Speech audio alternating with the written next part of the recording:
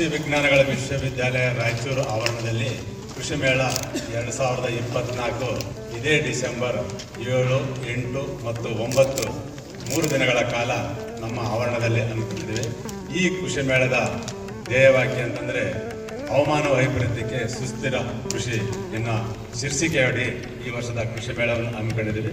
ಇದರ ಲಾಭವನ್ನು ಎಲ್ಲ ಸಮಸ್ತ ನಾಗರಿಕರು ಮತ್ತು ರೈತಾಪಿಗಳು ಮತ್ತು ವಿದ್ಯಾರ್ಥಿಗಳು ಒಂದು ಹೆಚ್ಚಿನ ಸಂಖ್ಯೆಯಲ್ಲಿ ಭಾಗವಹಿಸಿ ಮತ್ತು ತಮ್ಮ ಸಹಕಾರ ಬಹಳ ಮುಖ್ಯವಾಗಿರುತ್ತದೆ.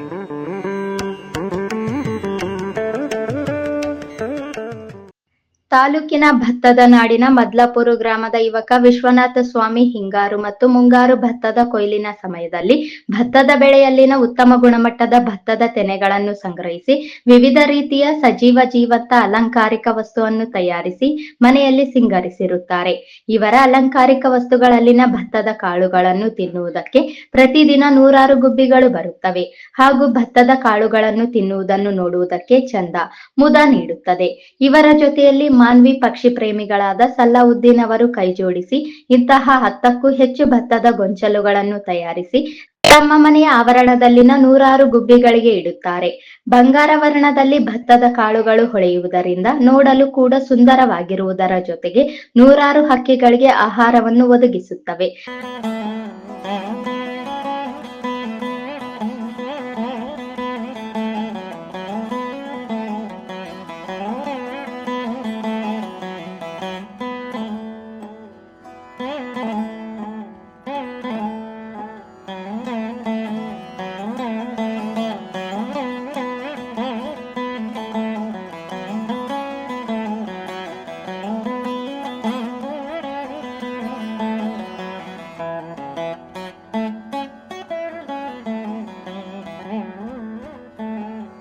ಪಕ್ಷಿ ಪ್ರೇಮಿ ಸಲಾವುದ್ದೀನ್ ಮಾತನಾಡಿ, ಹಕ್ಕಿಗಳಿಗೆ ಪ್ರಕೃತಿಯಲ್ಲಿ ದೊರೆಯುವ ಆಹಾರವನ್ನು ತಾವೇ ಹುಡುಕಿಕೊಳ್ಳುವುದಕ್ಕೆ ಪೂರಕವಾದ ವಾತಾವರಣವನ್ನು ಸೃಷ್ಟಿಸಿದ್ದಲ್ಲಿ ಮಾತ್ರ ಹಕ್ಕಿಗಳ ಸಂತತಿ ಉಳಿಯುವುದಕ್ಕೆ ಸಾಧ್ಯವಾಗುತ್ತದೆ ಎನ್ನುವ ಉದ್ದೇಶದಿಂದ ಭತ್ತದ ಬೆಳೆ ಕೊಯ್ಲು ಸಮಯದಲ್ಲಿ ಭತ್ತದ ತೆನೆಗಳನ್ನು ಸಂಗ್ರಹಿಸಿ ಕಲಾತ್ಮಕವಾದ ಗೊಂಚಲುಗಳನ್ನು ಸಿದ್ಧಪಡಿಸಿಕೊಂಡು ಅವುಗಳನ್ನು ಸಂರಕ್ಷಿಸಿ ಬೇಸಿಗೆ ಸಮಯದಲ್ಲಿ ಮನೆಯ ಆವರಣದಲ್ಲಿ ಕಟ್ಟಿ ಗುಬ್ಬಿ ಸೇರಿದಂತೆ ಇತರೆ ಹಕ್ಕಿಗಳು ಸ್ವತಂತ್ರವಾಗಿ ತಮ್ಮ ಆಹಾರವನ್ನು ಪಡೆದುಕೊಳ್ಳುವುದಕ್ಕೆ ಅವಕಾಶ ಮಾಡಿಕೊಡುತ್ತೇವೆ.